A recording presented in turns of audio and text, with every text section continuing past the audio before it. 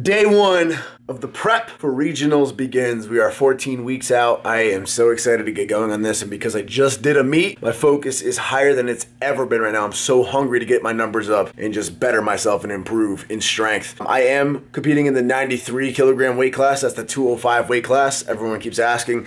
I qualified in that weight class, so that's the weight class I have to compete in. But that's fine. That's the weight class I wanted to compete in. I was 195 actually this morning, so I hang around high 190s. The heaviest I get is 200. That's just what's comfortable for me.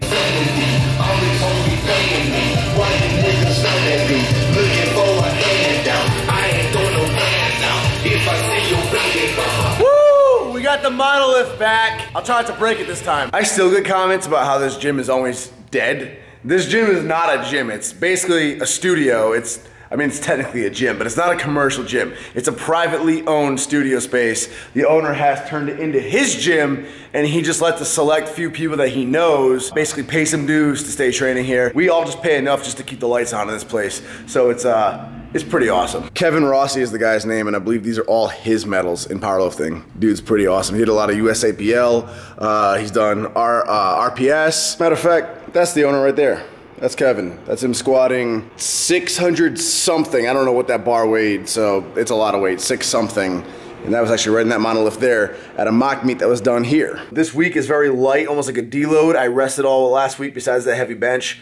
So this week's kind of like dusting the cobwebs off. 370 pounds on the squat and like 250 on the bench for like a total of like 30 reps, all paused. Dusting the cobwebs off.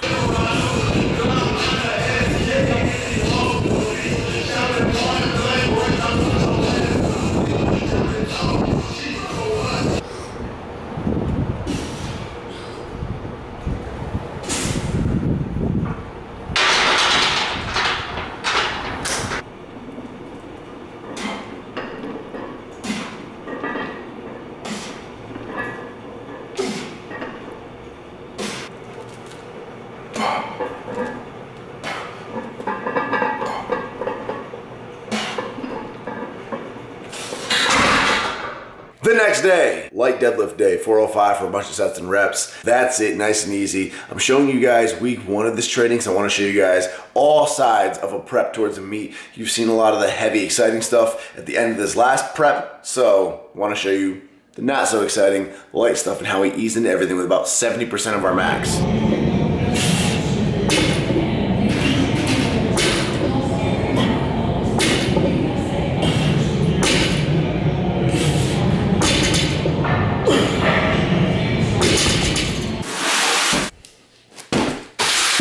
Boxes on boxes on boxes on boxes. All the boxes been dissected, and basically what happened was BPI restocked me up for like the next year, it looks like. So that's pretty awesome. Note the fruit punch flavored aminos, man. You guys already know what that's about if you follow me on other social medias. This actually looks pretty cool too. The sour candy flavored best BCAAs with energy. Never tried that one. Cookies and cream, can't wait for that one. S'mores and chocolate cookie. Oh Lord. If you want to save your money, go to bpisports.com and use the discount code Wright, my last name, W-R-I-G-H-T. All right, family, another Q&A time. I actually love doing this, so I get to interact with you guys. I'm gonna do it on different social medias at different times. Tonight's was Instagram at Nick Wright NWB, so you should be following me on there if you want to ask a question the next time around. So let's begin from the top. Why don't you just do nationals? One of the most common questions I've been getting recently since announcing regionals. Nationals, I would just get my ass kicked, like dusted. Like regionals is gonna have some beasts in it without a doubt. I don't even know if I'll be able to place top 5 in regionals, but at least just numbers wise, it's more likely that I can at least be competitive, at least a little bit, at regionals, since it's just the Northeast region, and it's still more of a challenge than a local meet.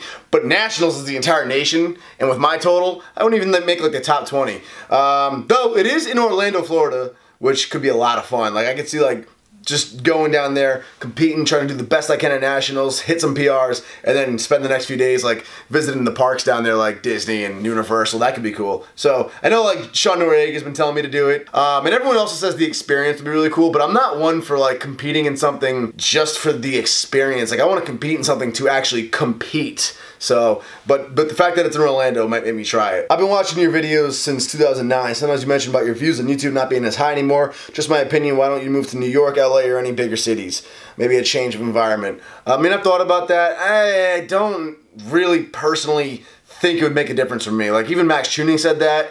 It might make for some more exciting content in the moment. Maybe the change of environment might inspire me to like do something different. I don't know. But I've moved to Virginia before. Granted, Richmond, Virginia is not that exciting, but like that didn't make me feel any different really. I kind of feel like inspiration should be internal. Obviously, like if you surround yourself with terrible people, then that will bring you down. Personally, for me, I just don't think it'd have a big impact, to be very honest. I think it'd be a lot of money to move. I'd move out there, I'd know nobody, and then I don't think much would change for me. Will you ever cut weight to do a bodybuilding show or cut weight just for a different like? I don't know what different like means, but no, I don't plan on doing that, a bodybuilding show ever again. What do you do to deal with adversity and hate? Adversity and hate. Been a fan for years. Man, sometimes you just gotta not read the comments, and that's what I do sometimes. And I always end up coming back and reading them eventually, because there's a lot of you who leave awesome comments too, and I don't want to disregard you guys, so I do come back and read them, but sometimes I'll upload a video and I'll just go out and stay busy for the day, not even look at the video, and that just kind of helps me like detach from it a little bit and stay focused on doing things for myself in real life. Because if you read the comments too much, it's easy to get swayed into like bending for the comments, and that's not healthy or good to do. What do you enjoy doing outside of the gym? Any places you want to travel to or see before you settle down? Outside of the gym? There's no enjoyment outside of the gym. If I'm not in the gym, I'm fucking miserable. I'm just kidding. Maybe I'm not kidding. I do love traveling though. There's a lot of places I want to go to. Like a lot. I really want a vacation in Bora Bora in Fiji with Ariana. That would be super cool. Never been overseas. I'd love to get overseas. What's the best way to set up a powerlifting and hypertrophy split? Should I be cycling, powerlifting for a few weeks, then hypertrophy? Combine the two, man. Combine the two. Do your main compound movements first in the workout, and then do your hypertrophy movements after them, and then maybe split it up. Have like if you're hitting everything twice a week, have like the beginning of the week be your heavy days.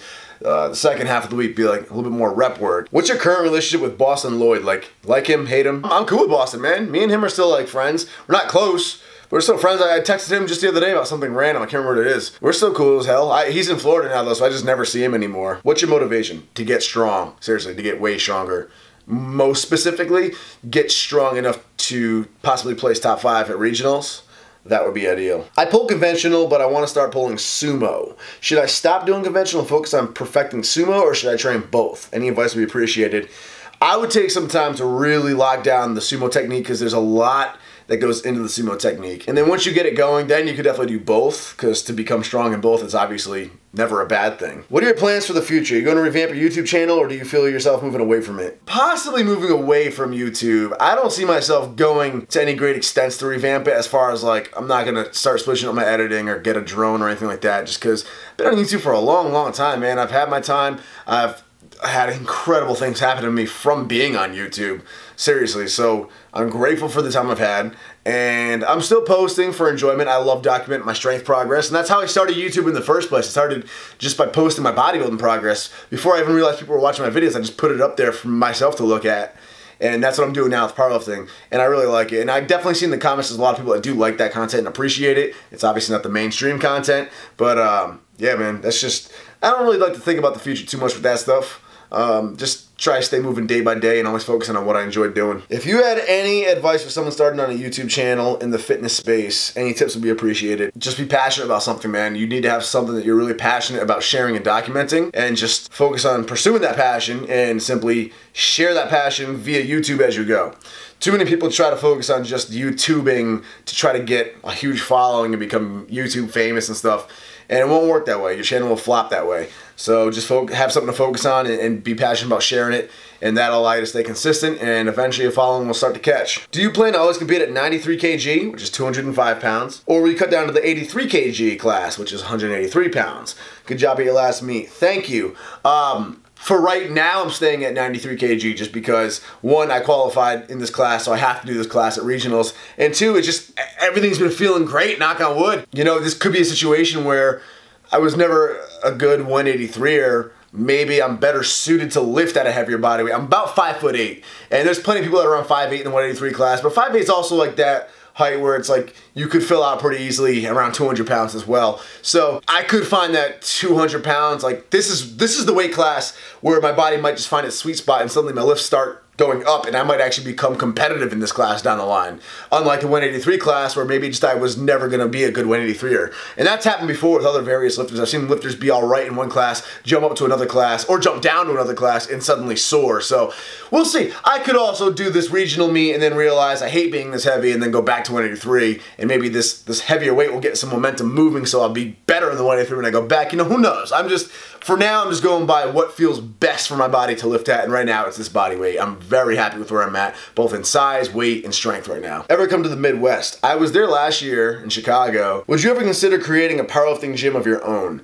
Yes, I have thought about that, and I think that idea would be really cool, but I want it to be a project that takes no stress from me. In other words, like, setting up a gym is not a passion of mine. That's not a dream of mine, never has been. I don't want to have to make any money from a gym. I don't have to rely on the gym to pay my bills. I don't have to put in a ton of work for a gym. So what I like to do is just be able to have it be like a side thing. If I have a lot of extra money saved up, I can just invest in renting out or even buying a space, set up a gym there, have just a select few members, people that I know and that are serious about lifting, join, pay just enough to like keep the lights on and stuff, not try to make any money off of it. And it's just something very simple like that I don't have to think about. I don't want a project, and I definitely don't want to make a career out of a gym. So, Nick, I'm about to do my first powerlifting meet. What the fuck kind of singlet should I get? With a million exclamation points and question marks. Good question. Titan. Go with Titan. What do you do when you can't find any motivation in the gym or life in general? Where does your mindset go to find motivation again? You gotta set a goal, man. You always gotta set a goal. I was starting to get a little bit bored with powerlifting because I wasn't aiming for a meet, and so at first, for inspiration, I started jumping into some Ariana's wrestling classes, and that was a lot of fun because it's just totally out of my comfort zone. It was so cool being a student in something again, not knowing anything, and it was just so totally different from any training I've ever done. So that was cool, and that was something that kind of got me going again.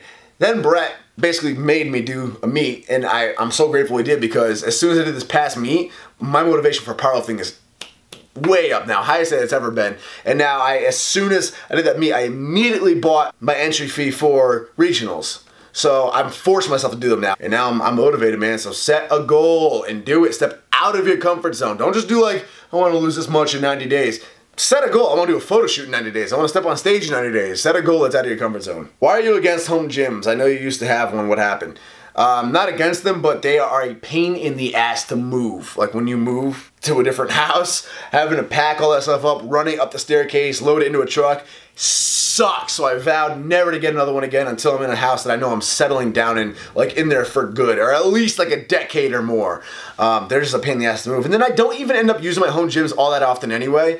I prefer real gyms. I like wide open spaces, and I like having other people there for the energy. So like, I barely use my home gym back at the old trap house, and like even like gyms like ENAC, they're always empty, and it's a close space, so like as convenient as it is, I only train there like once a week at most. Why is Josh Fenton, aka Fentman, the GOAT? Some say he is the Antichrist of powerlifting, some say he's the next Joey Flex. Josh Fenton is the GOAT because he lets it all out on the platform. Not leaves it all on the platform, literally lets it all out, and then his singlet catches it. Serious. You know what I'm talking about, Fenton. How come the URI team doesn't like me? Is it because I value the safety of my back? Garrett, the URI team doesn't like you because they're envious of you. They're jealous, Garrett. That's why. Thoughts on Cube Method? Powerlifting program, likes, dislikes. I don't know anything about the Cube Method, man. I know it's Brandon Lilly's, but I don't know anything about it, so I can't comment on it. It's all the comments we got now, man. So thanks for asking, guys. Instagram at Nick Wright, NWB. Detroit, what?